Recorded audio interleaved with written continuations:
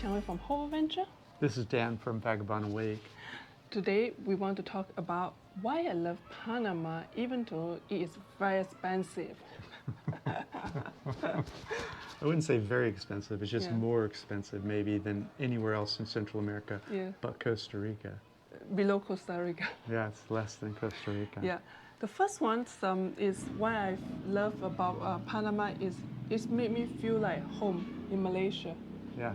It's not really like Malaysia, but it's a little bit made me feel like home in Malaysia. It's because that I can see that they have Chinese temple, they have Indian temple, and they have mosque. It's all the culture all together. So this is very Malaysian to me.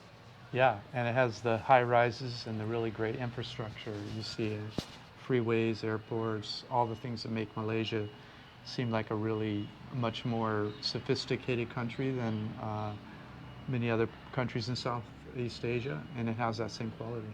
Yeah, and one thing also, why many things and many ways it's made me feel like Malaysia. The first, the one is they have a very good transportation. Yeah. Why I'm saying that? Because when I in Panama City, when I'm living alone, I can just take a buses and then put on my destination. It will show me which buses I take, what time they will arrive, how many minutes they will arrive, each stop, every stop, you know. Where to catch the first one, when to get off. They will all in a Google and they tell you it's time to get off the next stop. Very, very good. Yeah, so it's like Malaysia in that way too. It's it's connected. It's connected and it's also online. And it's online. And even the collectivo, everything that you can find online. A lot of people write in. So the collectivo is like, it's very easy to catch it, that's all. Yeah, like the collectivos, for example, in Boquete, we just would ask them where to get here, there. They spoke enough English to tell us which one to get on. Yes. And they were cheap. It was fast, it was convenient. You don't need a car. I mean, it's very nice. Yeah, Panama is also one of the places that you don't need to have a car, you can be there. Yeah. Yes.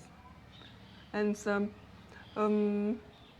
the third one is they have a good Chinese grocery store. Because in Southeast Asia, we used to eat a lot of veggie, the cooked veggie, like pork choy, you know, a lot of leaf kind of the veggie. Yeah. But in Latin America, they're not big fan on the veggie. Yeah, most of the countries are not, it's true. Yeah, they eat salad. They'll have potato or some carrots or something, you know, boiled. But they're not big on a lot of lettuce or variations in fresh kinds of leafy things. So that is why I love about that. Yeah. And you? Also the healthcare. The healthcare remind me more of Malaysia than other parts of Central America. It's kind of like brown paper bag healthcare. In other words, they have everything you need. It's not a lot of drama about it, not a lot of expense. It's just, you just go there and get things taken care of. And there's no big surprises or upset. It's just, it reminds me of Malaysia in that way. Share about your... And it's priced right. Yeah, share about your healthcare this time in Panama. I think, well, my checkup was, I think, the doctor charged $60. Yes. And that was for a full physical and a workup and like talking to me and picking what tests I needed. And then the tests were $99. Yes. And everything turned out fine. Apparently I'm still alive. So, and so $150, $60 $60, for my annual checkup. That is it. That's crazy. That's crazy.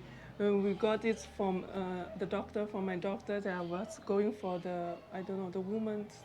the sonogram you had, and you had all the pap smear and all the testing you did was $200, including the doctor. Including the doctor. She had a sonogram and the doctor and the consultation and the lab work for $200. That is in America. In Malaysia, it's cheaper. Maybe a little. Not that expensive because $200 is mean 800 ringgit. I can have a full body checkup already. So I believe that I can pay like 300 ringgit maximum for all these things. Yeah. Which would be $75. Yes. Yeah, that's cheaper. That is cheaper. Yes. Okay. Because I went to my body checkup every year, so I know the price in Malaysia. Yeah. And the next one is, oh God, the Panamanians are super, super, super friendly. They are great people. They are great people. You are feel welcoming in their country. Yeah. When you walk and they were greeting you, buenas, buenos dias. Even they go to the colectivo or the bus, they were greeting each other, the driver, the passengers in the front, they would say buenas. It's made you feel like... Yeah, and it's not just like everyone's saying it to everyone. It's just the way they are. Yeah. Yeah. It's just and it's not for a reason. Like a lot of places you go that are more touristy than Panama, it's like they're being nice to you because they want to sell you something, or they're being nice to you because they want a tip, or they're just nice. They're just nice. Plain nice. It's just like those Westerners, you know, they when they pass by seeing each other, they will say hi, you know. Yeah. So same thing, when we walk in Padasi, when we walk past by the local people, they're saying hi. Yeah, so it's very nice. Even in Boca, when we pass by the little town, everyone will say hi to you, waving to us in the camera. Yeah. So it's very nice. You don't feel like it's a trained culture? It's not. It's not because you're a tourist and they're trying to... they're just that way. It's authentic. Yes. Yeah. So that's why you can see in all the transportation, collectible buses, taxi, booth, whatever. That's a very nice. And then the next one is, you know, 𝐁𝐎 is all about food. Who is this 𝐁𝐎 person?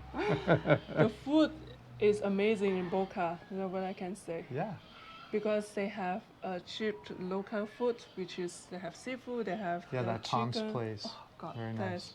That's a very, very nice. Even you eat in the street food I bought, the $3.50 with the 2 chicken and 2 bread, that is delicious. The chickens they make, and the empanada, the another sauce, woof, they're so good and so cheap. It's like $1.50 for that. It's very good. Yeah. Yes.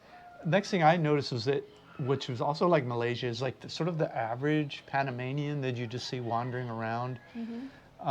Just seems to have a pretty good life. Like like they're probably making an okay wage, which is reflected in their per capita income, and like there's not like a sense of desperation at all. I mean, there's a few here and there, just like you see in any other country, but overall, the average Panamanian has a good life, I would say. Yeah, you know, the minimum wages is $800. It's dollar. In other country, it's 800 their country currency. So it makes a good difference. Dollars are better than most currencies. And Panamania is on the dollar. Yes. Panama is on the dollar. It's on the dollar, so yes. Yeah. And then and also you talk about the healthcare, and also Panama is the first country when during the pandemic. They are the first one who offer a vaccine to the foreigner who want to have a vaccine. That is a good news to me, and thank you so much from Panama. It's really good because with the help of the vaccine, I'm able to travel the country. I mean, to travel the world, because all the world right now, when you go to a country, they need that you have a proof you have a 2 shot of the vaccine. Example that we went to Costa Rica, they need vaccine, so you don't need to buy the insurance. So there is a big help, and also it's just very nice. I feel very thankful to the Panama, and you know, it's very great. Also, it's made me feel like Malaysia, because Malaysia also offer the vaccine to the foreigner who want to have it. Even that you are just, you know, anyone in the Malaysia, even you don't have a passport, you are illegal. People who come, that's great. They vaccinate everyone that makes sense. That if you want to be vaccinated, so that is the Panama made me feel like, oh, it seems like Malaysia we're doing the same thing. If you have people that are not vaccinated running around, they have a higher chance of passing it. So if you're giving everyone a vaccine, it's safer for everyone. That's why in Panama they say that everyone who in the Panama during the time of the vaccine, even they are just tourists, they can get the vaccine if they want. That is a very good news. That's nice. Thank you again to Panama. The other thing I noticed is that we weren't in fear much in Panama. I mean, anywhere in the world you go where you don't know it yet, it's your first time there, you need to be careful. But Panama. But over time you'll get more of a sense of these people are just living normal life here. You're not like looking around wondering, if someone's going to, try to take advantage of you. And we just didn't feel a lot of that in Panama. Oh, yes. It just felt safe. Yes. And Cheng's right. It is more expensive. Not crazy expensive, but you'll see in our Retired Cheap reports. Yes. We give you low-end estimates of each area that we visited. Yes. The 5 areas in Panama, but it is a little more than you would spend in other parts of Central America. Yes. So. And also, they have a lot of the place that you can go for the hike. I have the most beautiful hike ever in my life. It's in 𝐿𝐷. 𝐿𝐷, yeah. That was beautiful. That is beautiful, and it's cost 0. Yeah. Other than the colectivo to the trailhead was, I don't remember, $1 or $2. Yeah, about to. No, I think less than that. Less than that. Less than like 25 cents or 50 cents.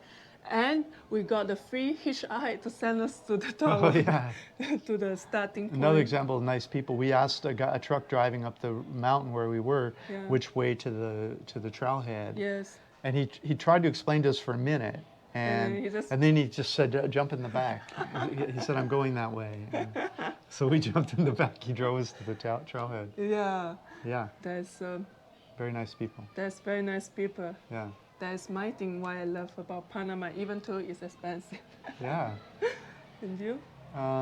Anything you want? No, that's it. Did you want to share with them about the visa period? Oh yes, about the visa. They have a new rule. New rule, yeah. And in their in the Panama immigration website, they still haven't changed it yet. Okay. But if you search online, there's some other like a visa company. They start to say only USA and Canada have 180 days. So they get a stamp 180 when they arrive for their tourist visa. Malaysia, with no visa actually. Just walk in, stamp you 180. Yeah, Malaysia, Singapore, Thailand, Vietnam, and Taiwan. I mean, I talk about some Asian countries, so you will know. Yeah. If you want to bring your girlfriend to Panama, it's 90 days. 90 days again. Yes. Okay. So. But Philippines is. You need a visa. You need to apply visa before you go to Panama. Right. So it's a lot of documenting. Yeah, and that reminds me, I have a report on best places to find love in the world in retirement, and in that report, it talks about how if you're a slow traveler like I am, it's better if you meet someone like Cheng, because generally Malaysians can go to more countries than other people, so she's able to travel with me. If you can get Singaporeans, that's more easy because their passport is same like U.S. passport. Yeah.